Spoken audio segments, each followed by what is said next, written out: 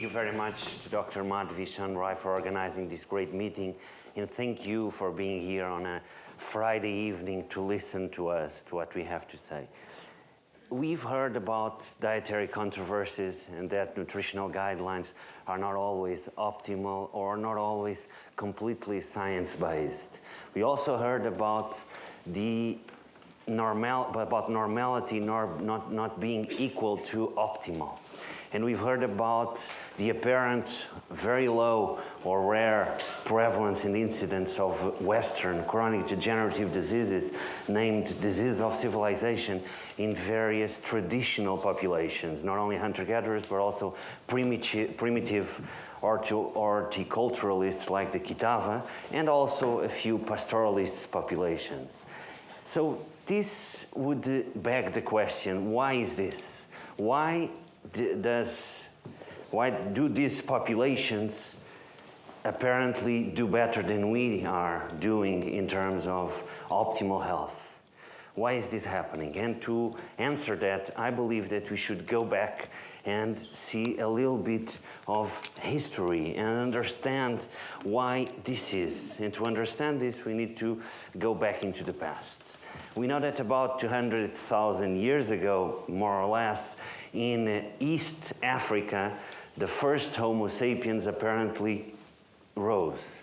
And for the remaining at least 180 to 190,000 years, these Homo sapiens and these descendants, so the descendants of these first Homo sapiens, lived as hunter-gatherers.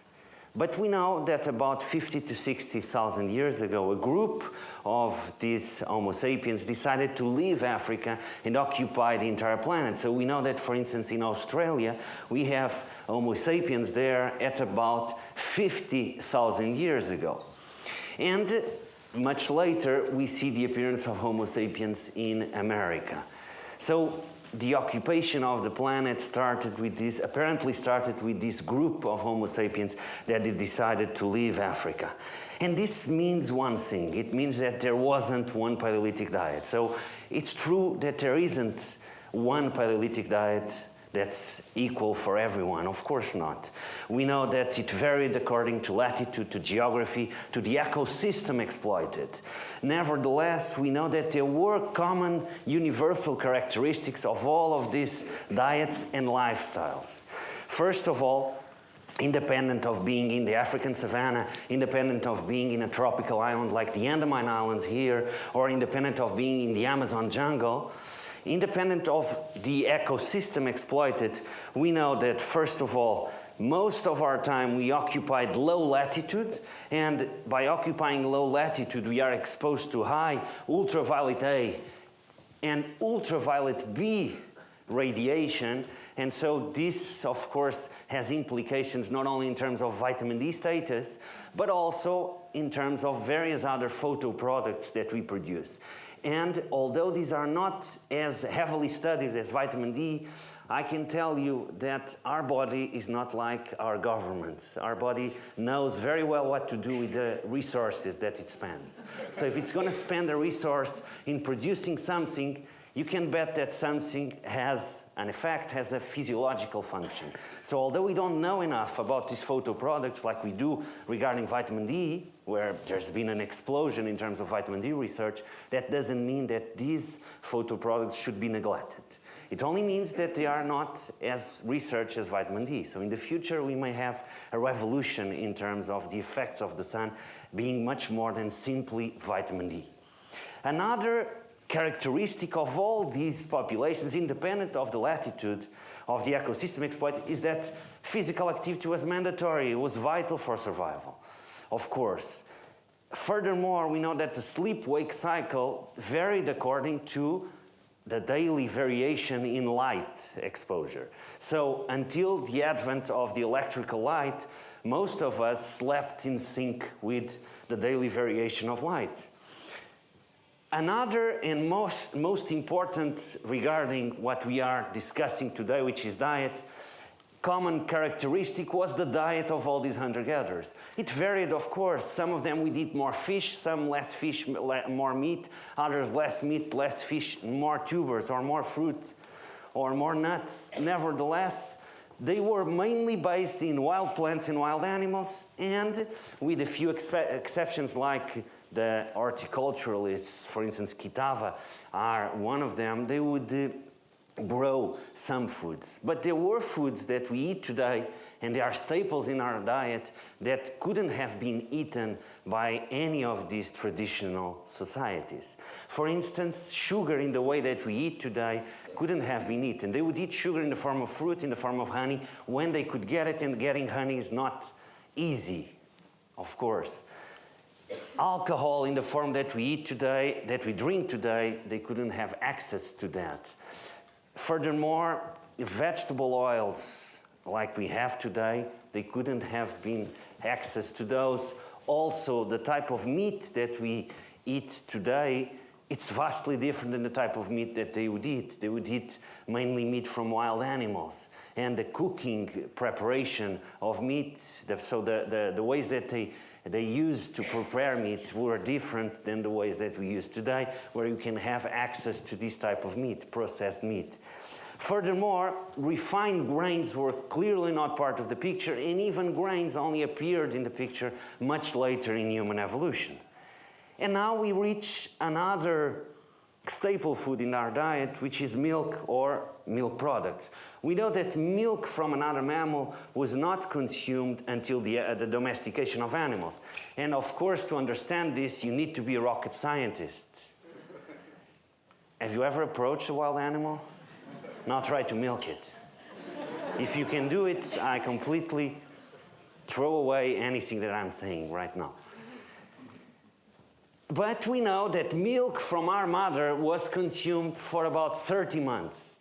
So the typical age at termination of breastfeeding was 30 months.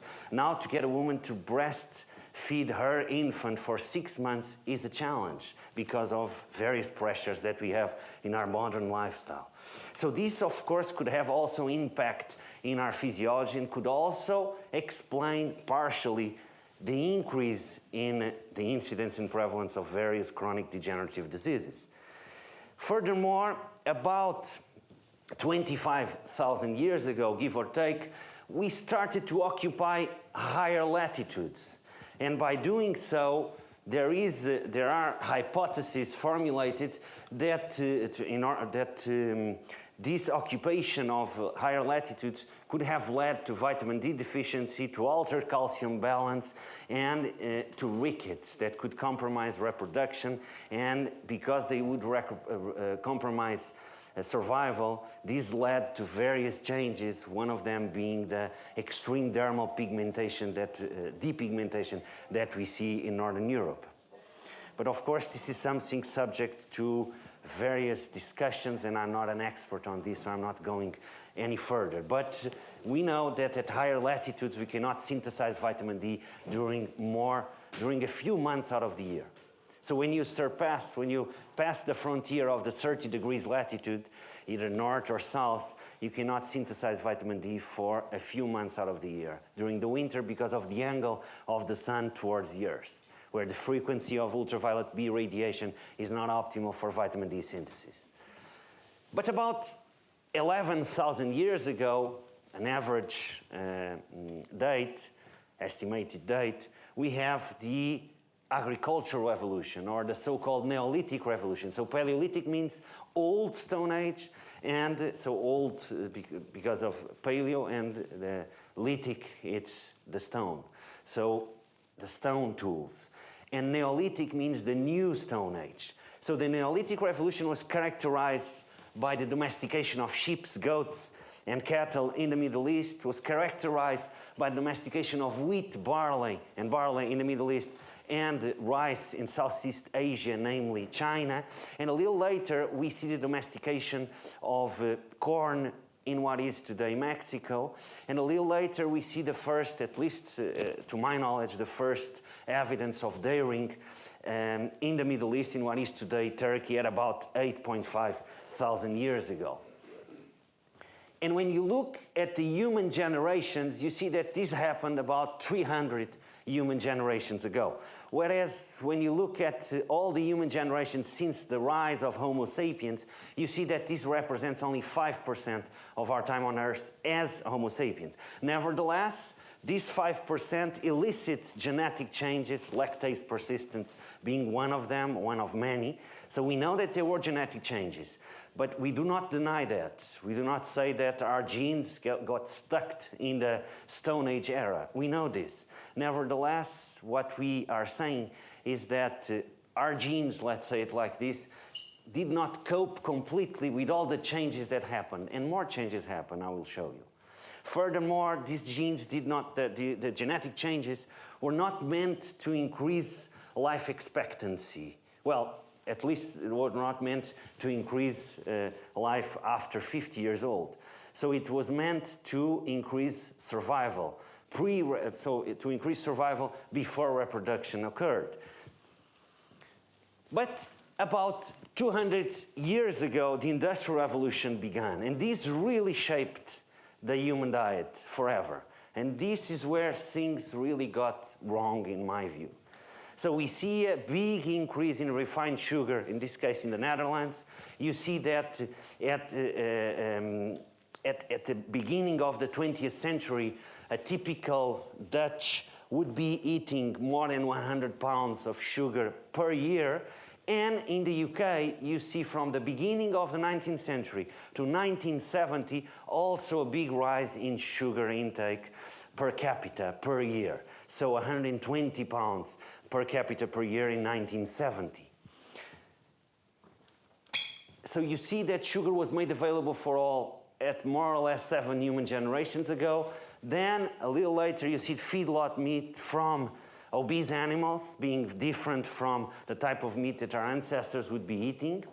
And then a little later you see the appearance of refined grains in the human diet as staple foods. And a little later you see refined vegetable oils, and following on this path, the appearance of hydrogenated fats that contain trans fatty acids. Well, most people, if not all, are aware that trans fatty acids could elicit various changes in our physiology that could increase the risk, for instance, of coronary heart disease. And in my time, I think I saw what I call the disaster. I remember I'm Portuguese, and I remember in Lisbon when I went to McDonald's for the first time. I was 17 years old, I had my bike, so I had my bike for a short period of time, and I went there to try something new because there wasn't a McDonald's there. I'm not that old, so this means that we are talking about 1992 when McDonald's appeared in my country. So I saw in my country a big change in the diet. So nowadays, these foods are not comfort foods that you would eat on occasion when you go out with friends on a weekend. Every one of us will do that. We are not monks, of course. But to do this on a daily basis, like some people are doing in various countries in the world, is a big explanation for the rise in Western diseases that we see today. And when you look at the typical American diet, you see that, first of all, cereal, grains, and dairy represent 32% of the calories. And when you join sugars and sweeteners that represent 17% of the calories, you see that 50% of the calories in the American diet comes from foods that our ancestors didn't even know they were foods. And if you add to these fats and oils 24%, you see that more than 60% of the calories in the typical Western diet were foods that is represented by foods that our ancestors would not eat. So this is, in my view, a big explanation for the difference between Western diseases in traditional populations, the populations that we have today. Somewhere here lies an explanation. What is the most important factor? I don't know, and I think I can say that nobody really knows, because to isolate variables, it's very complicated, especially when you're looking at human biology. Also, another variable and a big confounder also, it's that the diet is hypercaloric, especially when you consider that sedentary behavior is common in our countries. When you look at physical inactivity, And this is a paper published in The Lancet in 2012. You see that more than 50% of British men and British women above 50 years are sedentary. So this, of course, is also another confounder and another explanation for what we are seeing today. Stress today is chronic and not acute like our hunter-gatherers ancestors would experience, supposedly. And we know that stress, chronic stress, can induce various adverse changes that could increase the risk of certain diseases. But I study nutrition, I don't study stress, so I cannot go really further on this. Also, the modern sleep habits are vastly different than the ones that our ancestors had. So today we have access to light, to artificial light, whatever time of the day we want. And this is different than what happened in the past. And we are talking about not a very distant past. We are talking about what happened before the advent of the electrical light. Also, we are living in a toxic environment. And we cannot fully escape this. Even if you eat organic, you live in a mountain, you cannot fully escape the various toxins, the various pollutants that we have in our environment. So we are heavily exposed to various xenobiotics. And we can say that perhaps various plant compounds that both Milan and Staffan have already mentioned could be considered xenobiotics because they can induce some changes, some metabolic and especially endocrine changes in the same way that these artificial, let's say like these xenobiotics also induce. Another change that I think it's important to reflect is that hunter-gatherers would live in the wild. So their children would play in the wild. So today our children are told to wash their hands a lot, and we know that the computer has been following the typical Western diet. That's why this happens, unfortunately. But I think it was important that this happened because it proved our point. But today children are told to wash their hands all the time, and antibiotics are perhaps overly prescribed. I don't want to create too much controversy around this, but this can elicit various changes in our microbiota, and this could change various things in our immune system. And we know that bacterial diversity in the diversity in fecal samples of the Yanomami. In the Yanomami are a hunter-gatherer population that live in the border between Venezuela and Brazil. So some of them live in Venezuela, others in northern Brazil, in the Amazon jungle. And we know that the diversity of their bacterial flora, it's higher than the diversity that we see in a typical Westerner like the American. And when you look at the skin bacterial samples, you also see that they have a higher diversity.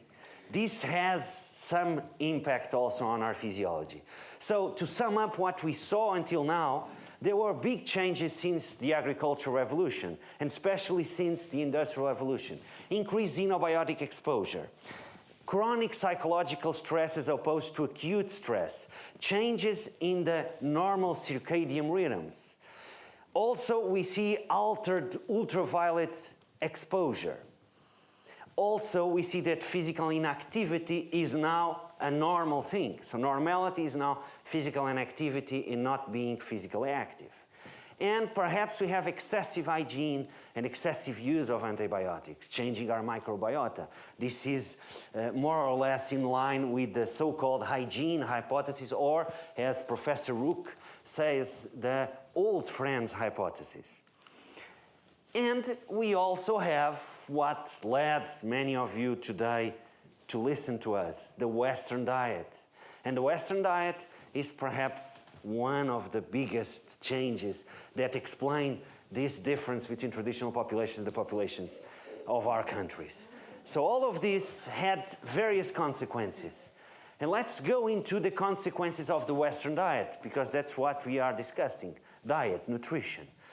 Some of these consequences was, for instance, an altered fatty acid balance. I'm not going really into this because This is something that most of us are aware, that the fatty acid balance has changed with the new foods that we are eating today.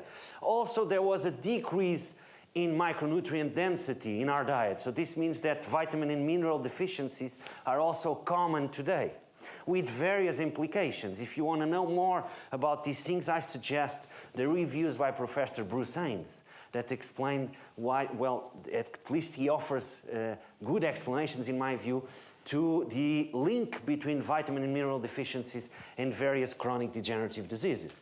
Also, we saw an increase in the sodium-potassium ratio. Not saying that we should all go low salt.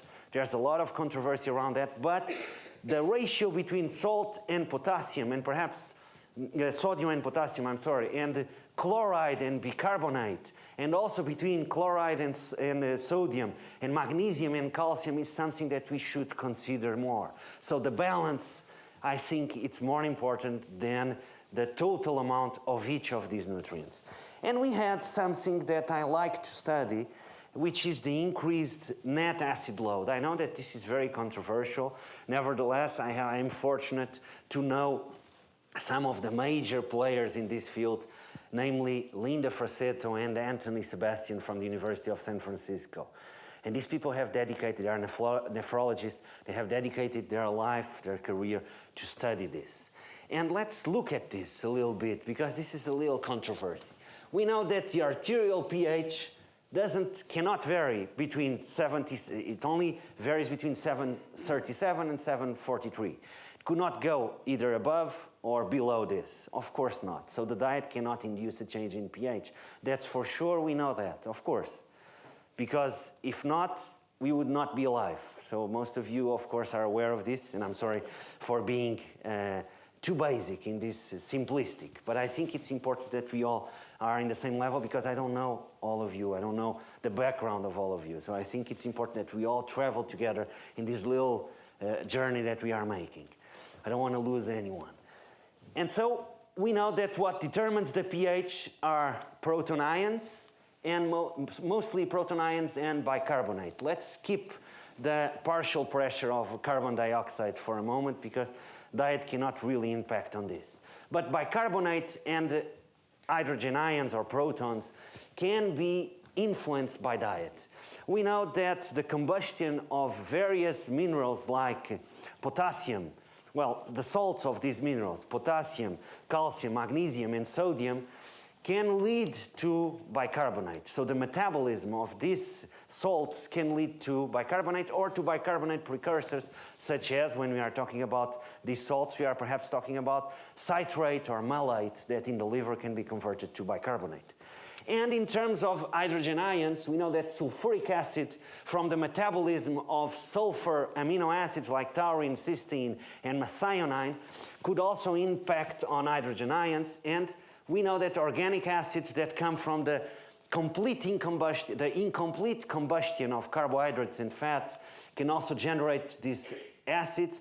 And then chlorides and inorganic phosphate, they are the so-called Lewis acids. So these can also impact on hydrogen ions, hydrogen ion concentration. And when you look at specific foods, we see that fruits, tubers, nuts, and vegetables, generally, there are a couple of exceptions, but generally, they are net base yielding. This means that they yield more bases, more bicarbonate, than acids. This is after the digestion and the absorption of the nutrients that these foods contain, and then after the metabolism of those nutrients, of course. And then we know that fish, shellfish, meat, and eggs are net acid yielding. So our ancestors, by eating a combination of these foods, they would have a net acid balance different than the one that we have today.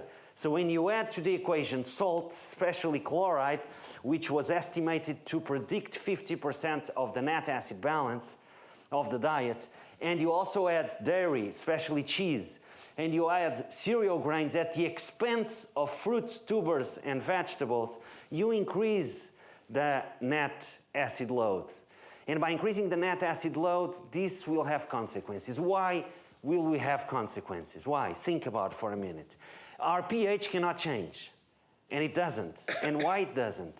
Because our body will do anything in its power to keep it from changing. In those alterations that our body will use, those changes are the changes that worry us in the long term. So we know that when you have metabolic acidosis, you have an increased mobilization of alkaline salts from bone, especially phosphate, especially, of course, these salts of phosphate, from bone to buffer the increased hydrogen ions.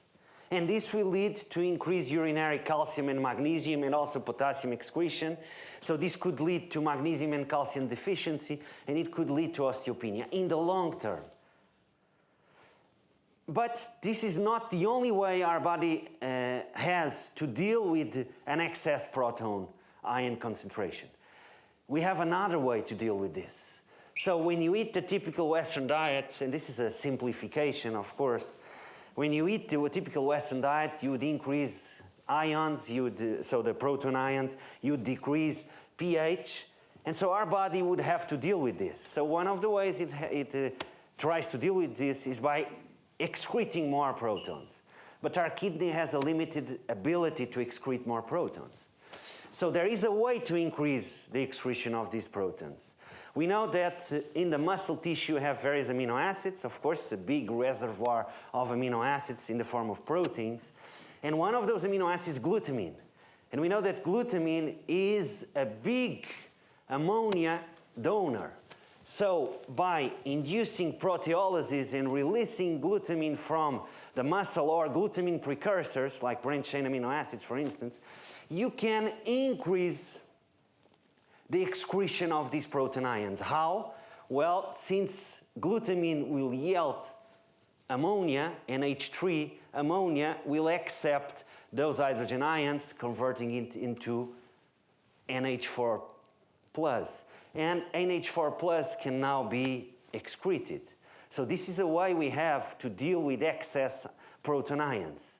So by the expense of what? Of glutamine, and by the expense of the muscle tissue.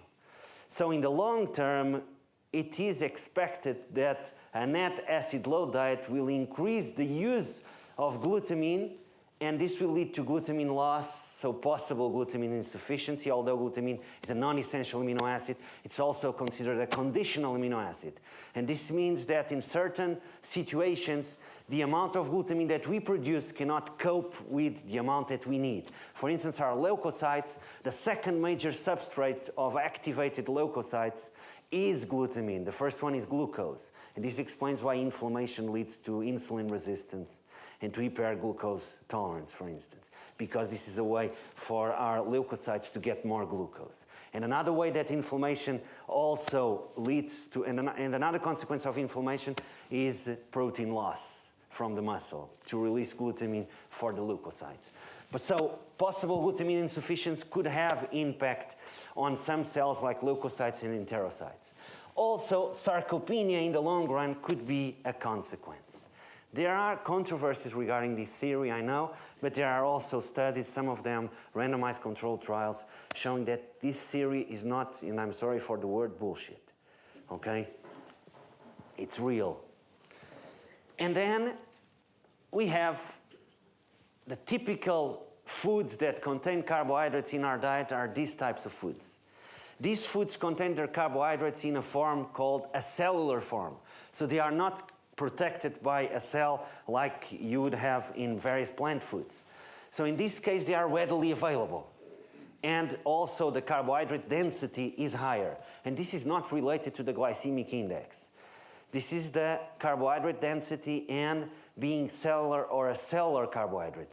We know that, well, it's supposed to, these types of carbohydrates, cellular carbohydrates, are associated also with decreased fiber and prebiotic intake. And all of this apparently could, along with antibiotics and the modern, very clean environment, impact on our microbiota, increasing the risk for inflammatory, autoimmune, and atopic diseases like asthma and allergies.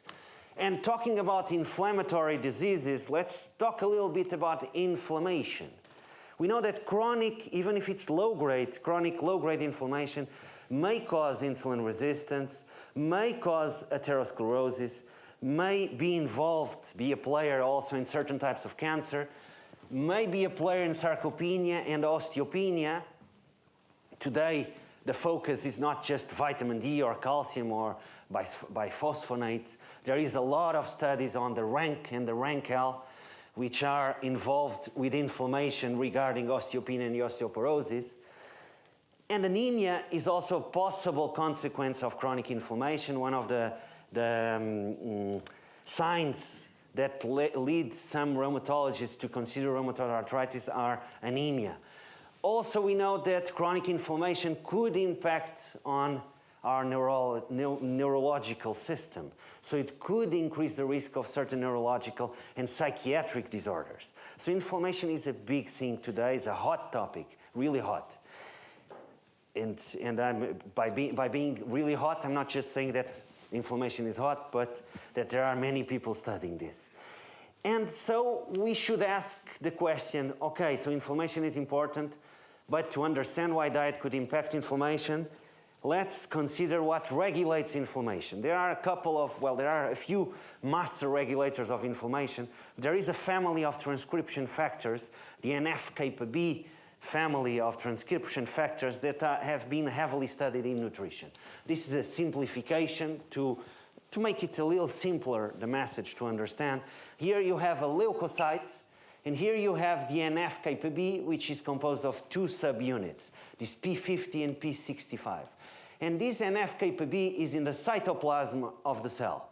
So it is stuck there because there is this kinase, which is a protein, an inhibitor of this NF-κB. So this is someone that locks NF-κB inside the house, and now he cannot leave and do whatever he wants. Anybody who has teenage boys and girls does the same. You lock the house in order for them not to go out and do silly things. And in this case, if you leave NF-κB free to do whatever he wants, he can go into the nucleus of the cell and bind promoter regions of various genes. And we know that inflammatory stimulus can lead to various changes, intracellular changes, that will lead to the phosphorylation of various proteins, that will lead to the degradation to the ubiquitin proteasome system of this inhibitor of the NF-κB. And by inhibiting this NF-κB inhibitor, NF-κB can now do whatever he wants. When their parents leave their keys somewhere and he finds them, he opens the door and goes out. And when it goes out, it goes into the nucleus. It binds promoter regions of various genes that code for various inflammatory protein mediators, such as cytokines and also various enzymes like cyclooxygenase 2 and 1, and also various lipoxygenases.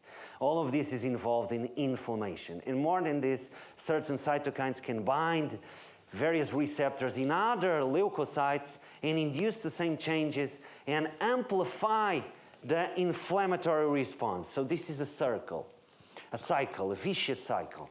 And how can we impair this vicious cycle? Well, I think that in order to break this vicious cycle, we should focus not on the various things that we can do to inhibit this, but on the various things that are leading to this. So we should do upstream and not downstream, in my view. The approach should be upstream and not really downstream, as most molecular biologists do, I know. And I understand why they do it, and it's important that they do it, of course. I would not be here if they would not have discovered this. So what could activate NF-κB? Well, cytokines can do it, and here remember one thing. Visceral fat induces a pro-inflammatory state. So obesity could also impact on chronic low-grade inflammation and impact on the NF-κB. Hyperglycemia, so diabetes, could also activate the NF-κB. Also, trans fatty acids could also do it. Reactive oxygen species could also do it. Oxidized LDL could also do it. And in this case, I just want to throw in just another controversy, We know that linoleic acid decreases total cholesterol and LDL, but we know that it also increases oxidized LDL. So what does it do in terms of cardiovascular disease prevention? I leave it to you to think about. Then we know that various pollutants could activate the NF-κB. We know that hypoxia can do it also. And then we have the oxidation of lipids and also the transformation, the changes in the proteins of the foods that we are eating through various culinary methods and also methods that we use to process those foods could activate the NF-κB. So all of these foods are full of what are called advanced glycation end products and advanced lipooxidation end products. Although we cannot absorb too much of those, about 10% of these products we can absorb, and it is being hypothesized that these products could bind a receptor called the RAGE receptor, and by doing so activate the NF-κB pathway that we just saw and induce a low-grade chronic inflammatory status. So the increased glycation and oxidation of proteins in foods could also be something to consider. And then we have virus activating NF-κB, but this is not really the focus. And we have what are called pathogen-associated molecular patterns. You can look at this as barcodes that exist in various bacteria. And we have in our cells scans to read these barcodes. So we know that these barcodes exist in various bacteria. For instance, in gram-negative bacteria, we have them here. It's called lipopolysaccharides. We'll focus on these because these are the ones more studied, but these are not the only ones. We have others, like, for instance, teichoic acid. Lipoteichoic acid is another one. So we have various barcodes in various types of bacteria that will activate various receptors. Those receptors are like scans that will read these molecular patterns. Why they do this? Well, this is a primitive conserved mechanism in order to respond very quickly to an infection, through a bacterial infection. We also have them inside the cells to respond to virus, but this is not what we are going to focus on. So let's focus on lipopolysaccharide and other PAMPs, which means pathogen-associated molecular patterns that exist also in gram-positive bacteria. The question that we should ask is, why is this important? Well, this is important because they can bind this type of receptors called toll-like receptors in various cells of our body. Here we are only using the leukocytes as an example, for instance, monocytes. And by doing so, they will activate the whole pathway of NF-κB that we just mentioned, leading to an upregulation of the inflammatory response. So the question that we should ask is this: if this is important, where are these LPS, these patterns, molecular patterns, located? Why do we gain access to them, and why food has a role into this?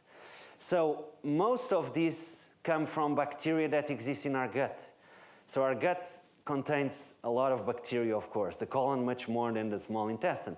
But our intestine is not aseptic. We have bacteria from the mouth until the anus, of course. But we have more or less bacteria we have more bacteria in the colon, but we can have an excess, an overgrowth of bacteria also in the small intestine.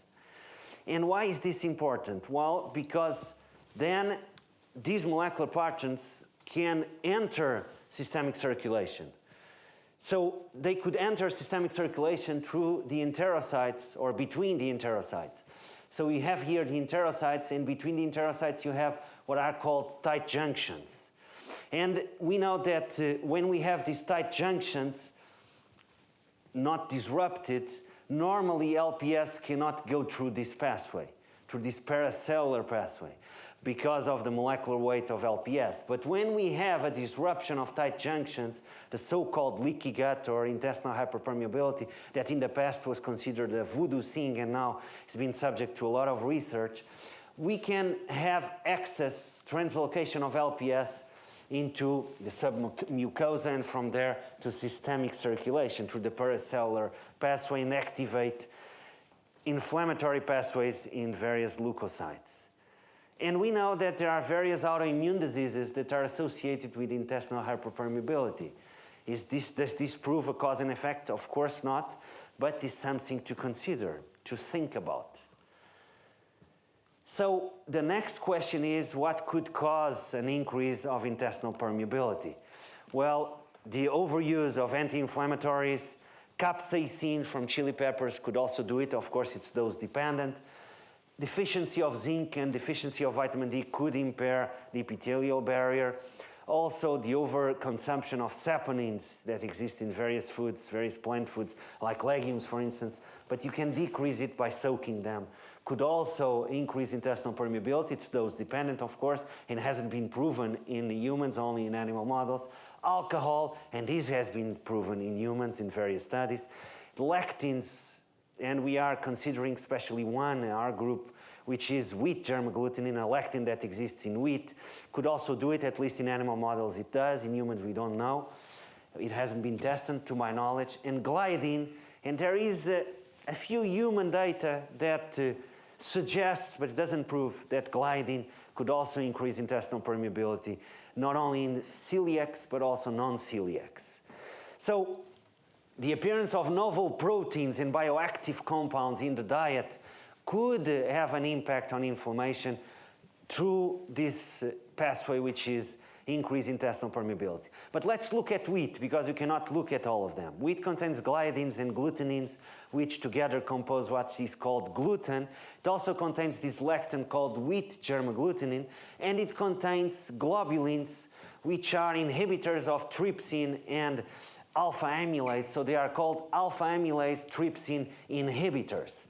And these lectins and these alpha amylase trypsin inhibitors, at least in vitro, they bind these toll-like receptors, and so supposedly if this happens in vivo, we don't know, it's a hypothesis that we want to test, could perhaps increase this NF-κB pathway, leading to the inflammatory exacerbation that we just mentioned before.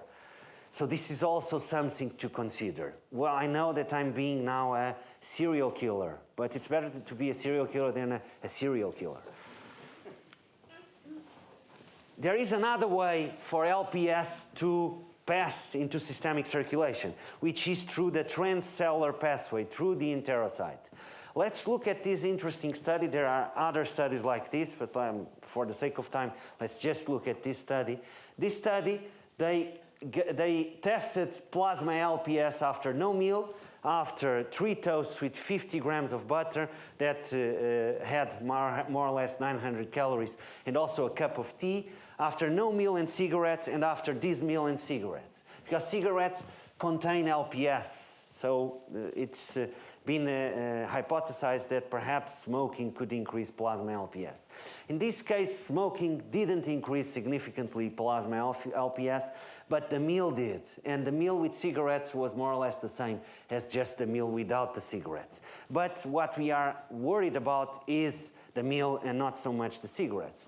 And so this meal, which the researchers and many others that follow them call the high-fat meal, and it's true, should also be considered a Western meal, and not just a high-fat meal as they say. And this meal also had wheat, for instance, and refined wheat. So this is something to consider.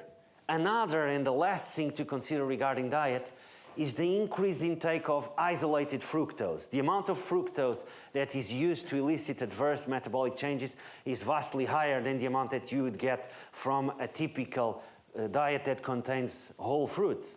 Nevertheless, isolated fructose is now being consumed in high amounts.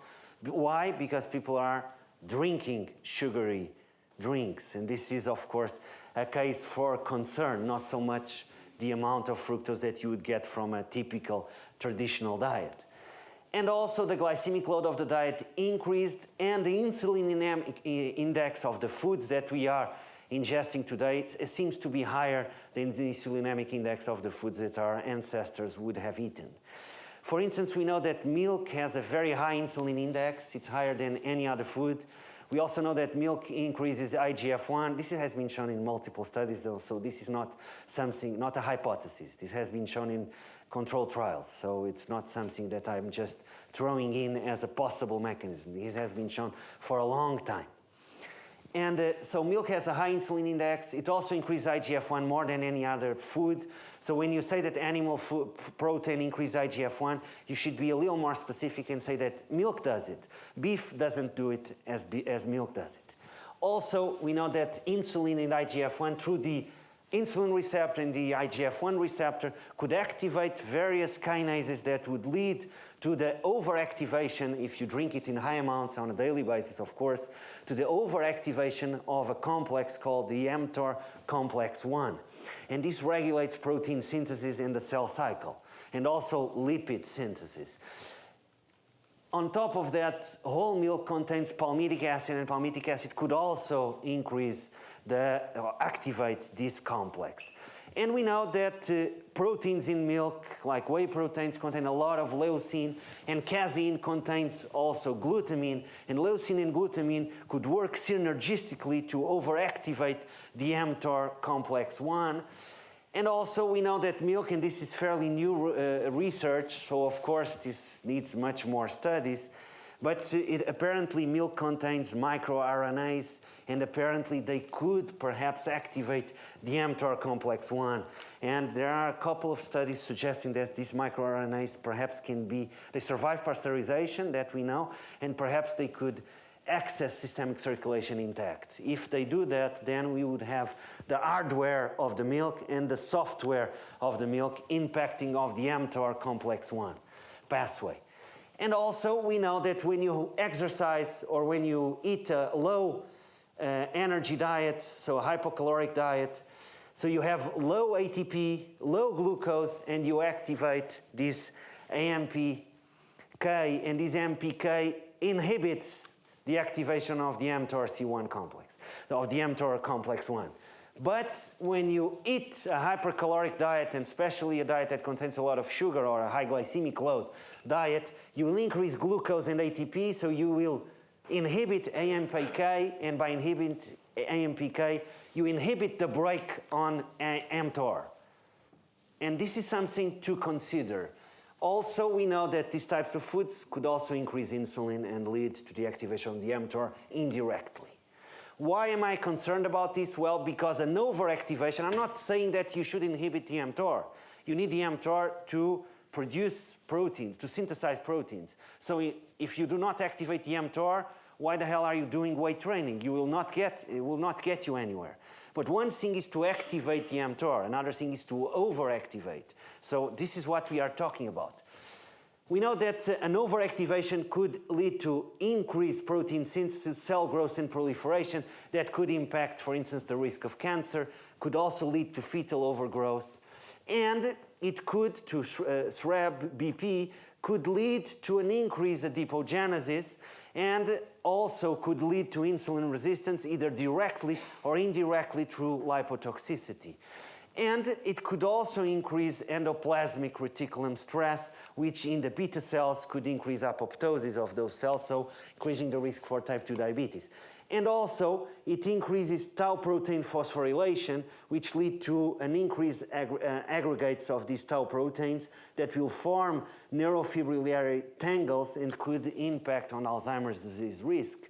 And it has been hypothesized that this could lead also to early senescence. So we are talking about overactivation. Please don't confuse what I'm saying. I'm not saying that you should inhibit the mTOR or that activating the mTOR is dangerous. No, I'm saying that overactivating the mTOR could be a problem. And this is what we are doing with the typical Western diet that we are eating today. So one thing is the Maasai drinking milk. Another thing is us today drinking milk on the top of all the rest that we are doing. Two different things that we should consider. So we are reaching to the end with a question. Okay, so what can we do? We don't know enough. That's the first thing. So we are hoping to foster a few collaborations, and also we'll have an account for donations. I'm kidding. But we would like to have more collaboration, more ideas for research, because this is what we really need to study this more deep, to understand this and to understand exactly what is the optimal diet. But we know a few things already. We know that the typical Western diet is not the optimal diet.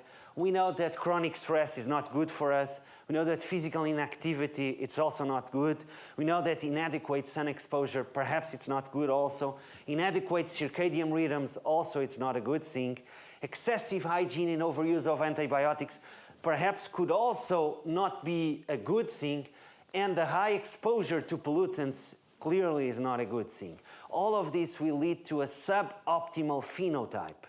So if you want an optimal phenotype, before asking the question, should I eat more carbs, more fat, less fat, look at this first. I will tell you this story of a cardiologist.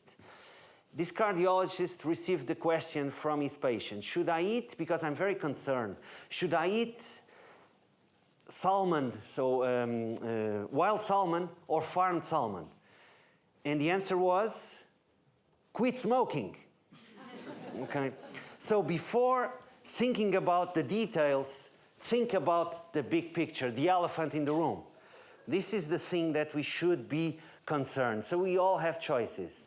Although we cannot make completely informed choices at this moment based on the limited amount of research that we have, we know that these type of things are not the choices that we should make. And perhaps this could be a better way in order to lead us into a path that could lead to an optimal phenotype. Thank you very much.